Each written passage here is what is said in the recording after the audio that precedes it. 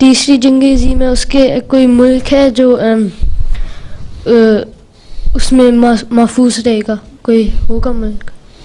अल्लाह बेहतर जानता है, गैब का इल्म तो अल्लाह ही जानता है कौन महफूज रहेगा, लेकिन सारी दुनिया लपेट में है। जो फ़िलहाल बज़ाहिर लगता है कि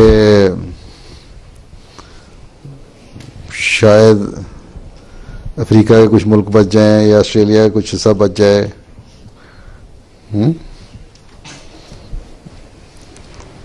कुछ बाकी तो या उसके इर्द गिर्द के जजीरे मुल्क बच जाएं। बाकी जिस तरह फैल रहे हैं, अपने हर एक जंग में अपने आप को डाल रहा है। लगता तो यही है कि शुरू होगी तो फिर सारे हबड़ दबड़ में पड़ जाएंगे, खाने के लिए हाफिज बन जाएंगे सारे। वो एक किस्सा मशहूर है ना कि एक हर कोई जंग में ये समझता है, बड़ी ताकतें ये समझती हैं कि हम अपना हिस्सा ले लें, शायद हम नहीं बचना है, बाकी किसी ने नहीं बचना, हालांकि सब ख़त्म हो जाएंगे।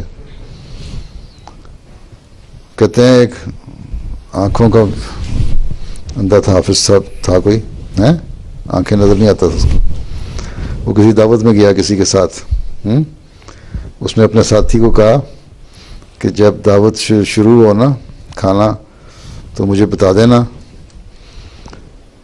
तो मैं खाना शुरू कर दूंगा। मुझे तो पता नहीं लगेगा लोग जब हाथ बढ़ाएं खाने पे, कौन ही मारते ना यूं करके, हैं साथ बैठे हुए साथी को। तो थोड़ी देर के बाद ना खाना अभी रखा ही जा रहा था ना, तो गलती से साथी की कोनी लग गई उसको, हैं। लोगों ने तो खाना शुरू नहीं किया था, इसने जल्दी से ना डिश उठाया और अपने प्लेट में डालना शुरू कर दिया। तो वो बड़े अच्छे लोग बैठे हुए थे, उसने शर्मिंदा होकर उसके साथी ने टोकने के लिए ना कि ना खाओ, एक दफ़ा और कोनी मार दी। उसने कहा अच्छा अच्छा तेज़ी से खा रहे हैं, हाफिज साहब ने और तेज़ी से खाना शुरू कर दिया।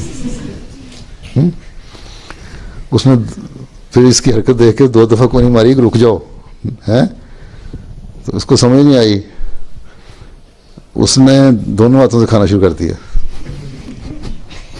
थोड़ी देर के बाद उसने फिर कहा ये कह रहा है लोगों ने खाना नहीं शुरू किया। उसने जितने डिश पड़े थे ना सामने, अपने सामने लपेट के रख लिए कि ये सारा बाकी हिस्सा मेरा है, तुम सब खा चुके हो। तो इन लोगों का मुल्कों का यही ख्याल है कि हम सारे इसी तरह कब्जे कर लेंगे, बाकी हिस्सा हमारा, और ये नहीं पता है कि सब तबाह हो जाएंगे। पेट अपने फट जाने हैं सबके खाना खा के।